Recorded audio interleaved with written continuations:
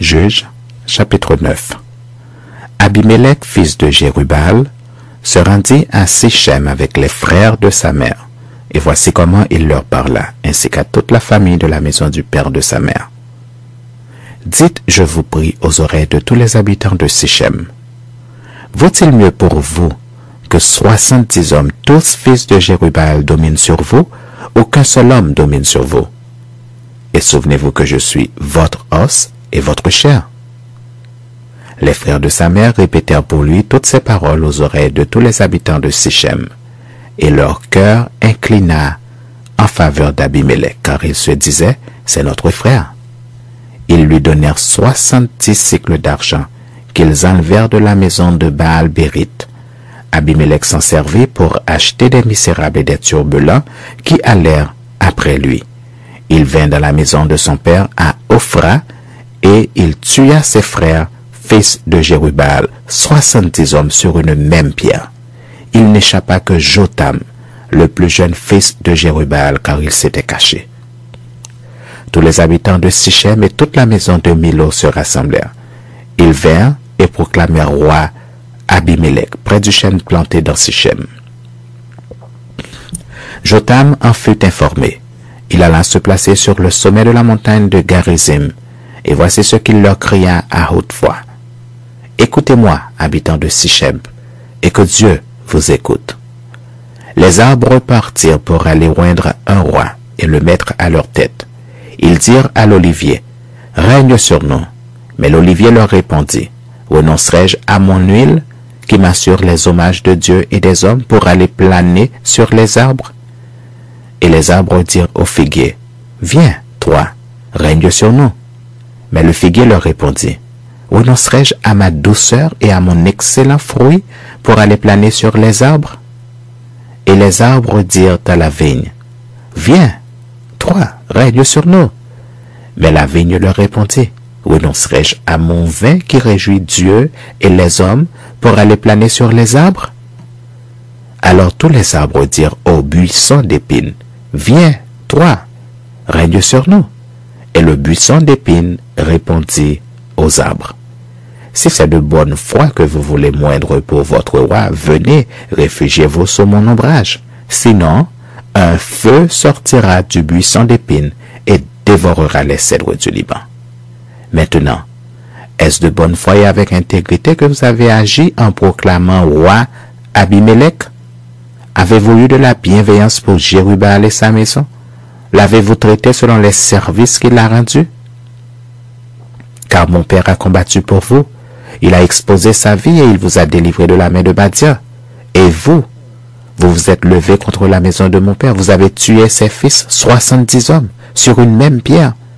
Et vous avez proclamé roi sur les habitants de Sichem, Abimelech, fils de sa servante, parce qu'il est votre frère. Si c'est de bonne foi et avec intégrité qu'en ce jour vous avez agi envers Jérubal et sa maison, eh bien, qu'Abimelech fasse votre joie et que vous fassiez aussi la sienne. Sinon, qu'un feu sorte d'Abimelech et dévore les habitants de Sichem et la maison de Milo, et qu'un feu sorte des habitants de Sichem et de la maison de Milo et dévore Abimelech. Jotam se retira et prit la fuite. Il s'en alla à Bir, où il demeura loin d'Abimelech, son frère. Abimelech avait dominé 3 ans sur Israël. Alors, Dieu envoya un mauvais esprit entre Abimelech et les habitants de Sichem, et les habitants de Sichem furent infidèles à Abimelech, afin que la violence commise sur les 70 fils de Jérubal reçût son châtiment et que leur sang retombât sur Abimelech, leur frère qui les avait tués, et sur les habitants de Sichem qui l'avaient aidé à tuer ses frères. Les habitants de Sichem placèrent en embuscade contre lui, sur les sommets des montagnes, des gens qui dépouillaient tous ceux qui passaient près d'eux sur le chemin, et cela fut rapporté à Abimelech. Gaal, fils d'Ebed, vint avec ses frères et ils passèrent à Sichem.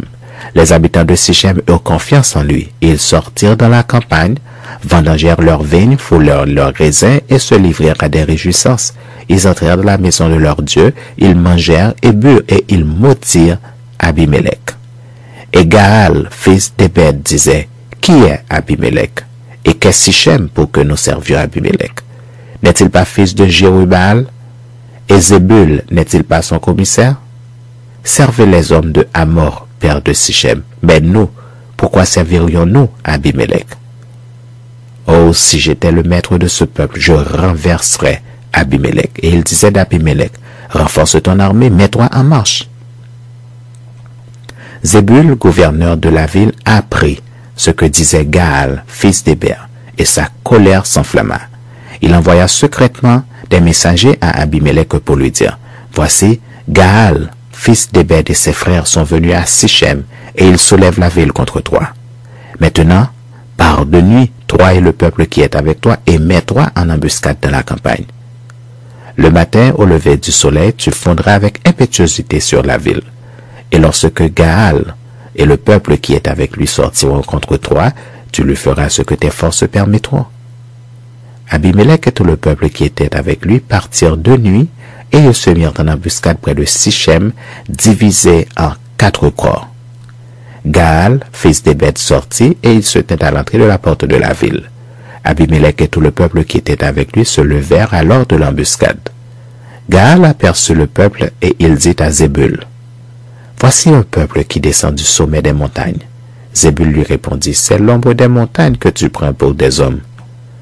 Gaal, reprenant la parole, dit, c'est bien un peuple qui descend des hauteurs du pays, et une troupe arrive par le chemin du chêne des devins. Zébul lui dit, où donc est ta bouche, toi qui disais qui est Abimelech pour que nous le servions? N'est-ce point là le peuple que tu méprisais? Marche maintenant, livre-lui bataille. Gaal s'avança à la tête des habitants de Sichem et livra bataille à Abimelech. Poursuivi par Abimelech, il prit la fuite devant lui, et beaucoup d'hommes tombèrent morts jusqu'à l'entrée de la porte. Abimelech s'arrêta à Aruma, et Zébul chassa Gaal et ses frères qui ne purent rester à Sichem.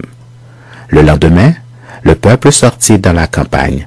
Abimelech, qui en fut informé, prit sa troupe, la partagea en 3 corps et se mit en embuscade dans la campagne. Ayant vu que le peuple sortait de la ville, il se leva contre eux et les battit. Abimelech et les corps qui étaient avec lui se portèrent en avant et se placèrent à l'entrée de la porte de la ville. 2 de ces corps se jetèrent sur tous ceux qui étaient dans la campagne et les battirent. Abimelech attaqua la ville pendant toute la journée. Il s'en empara et tua le peuple qui s'y trouvait. Puis il rasa la ville et y sema du sel. À cette nouvelle, tous les habitants de la tour de Sichem se rendirent dans la forteresse de la maison du Dieu Périte. On avertit Abimelech que tous les habitants de la tour de Sichem s'y étaient rassemblés. Alors, Abimelech monta sur la montagne de Tsalmon, lui et tout le peuple qui était avec lui.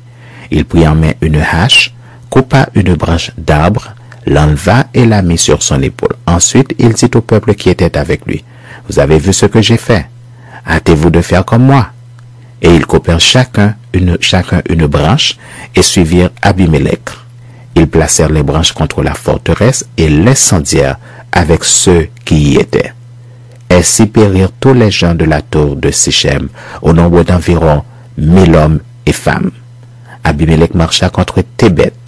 Il assiégea Thébet et s'en empara. Il y avait au milieu de la ville une forte tour où se réfugièrent tous les habitants de la ville, hommes et femmes.